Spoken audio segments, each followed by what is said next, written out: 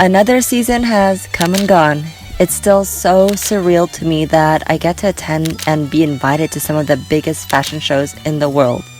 There was a time when I just dreamt of attending Fashion Week, so this video is for all you dreamers and for all you fashion lovers. For the Dior show, I wore this dramatic Dior Maxi dress in navy blue. Paired it with a little beret and this Dior bag that I'm just so obsessed with because this is actually the original print of one of their vintage bags, and I actually have one of those vintage bags. The show was fun, young, and carefree. There were a lot of sparkles and fun accessories such as berets, chokers, and cool wearable boots. I always look forward to the Kenzo show because they always add an unexpected theatrical element or something that you just don't ever expect. I wore the sheer pink plaid matching set and paired it with the most badass heels anyone could have. I really felt like a superhero in these. The runway show was held at a traditional Japanese theater, which was the inspiration behind this collection. An endless amount of bamboo print outfits mixed with Hawaiian shirts, super casual, very cool, very Kenzo. This had to be one of my favorite shows this season and hands down my favorite look that I actually got to wear. I actually wasn't sure about this look at first, but it turned out to be one of my favorites. I originally was gonna just wear these plaid pants with the button up underneath, but I decided to throw on this large oversized bomber leather studded jacket, and I wasn't sure about it at first, but it turned out amazing. So I guess that shows you that sometimes fashion risks are a good thing. Okay, so the collection, I was absolutely blown away. Of course, it was still super womanly and super sexy, but in a more grown-up way. There was an obvious focus on sportswear, lots of separates, but still blinged out with the crystals, sequins, and all that fringe. One of my favorite designers to wear on a regular non-fashion week basis is Isabel Marant. I think it's because she makes really cool everyday pieces, but they're really unique in its own way, so they don't really feel like everyday pieces, if that makes sense. I like to call this my grandpa chic look. The collection was definitely a throwback to the 90s. Windbreakers, sweatpants, metallics, inflated shoulders, and a ton of knits.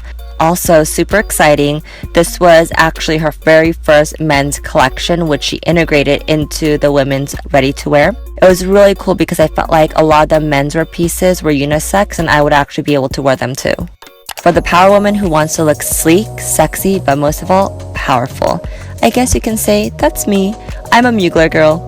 I wore a full red monochrome Mugler look, even down to my red accessories, red lips, red sunglasses.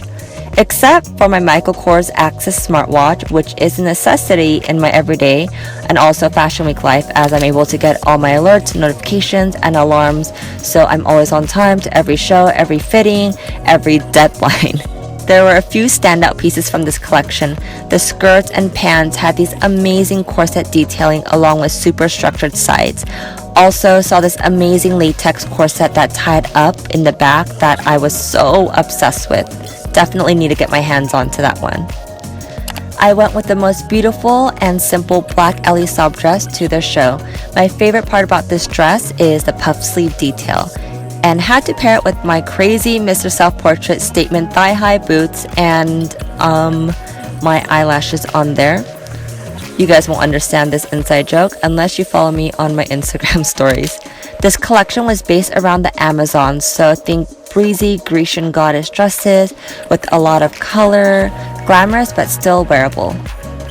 So another monochrome look for the week, but I couldn't help myself with this pink Altazura set that I wore to the Altazura show. One thing I noticed majorly were the high slits in all the skirts, and literally I wanted every shoe that was showcased with the looks. So I guess I'm really into pink this season. I paired this soft and feminine flowy Valentino dress with a strong oversized boxy leather jacket to juxtapose the softness of this look. I ended up picking up my girlfriend Megan to attend the Valentino show with.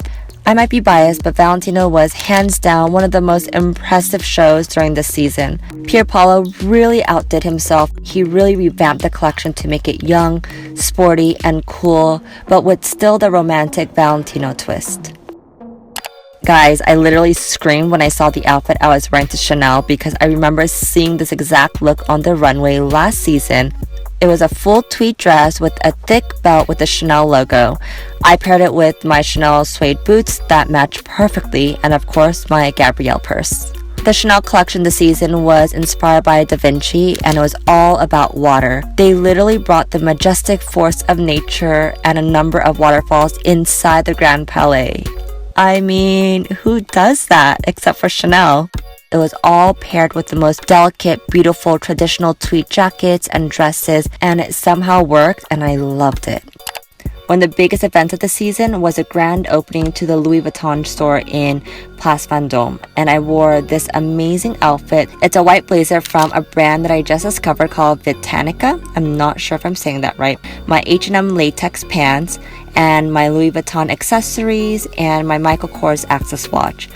Not only is this watch super functional, I feel like it complements all my looks, making it look super masculine and strong.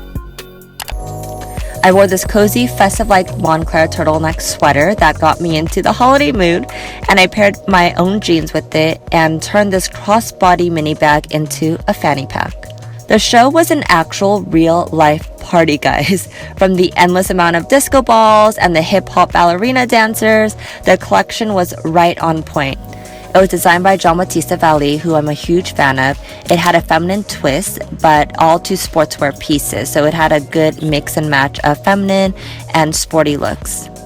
The last show of the season, guys, Louis Vuitton. I really loved my Vuitton look because it was simple, but it was a little edgy, and I added like a red dark lip to vamp it up a bit.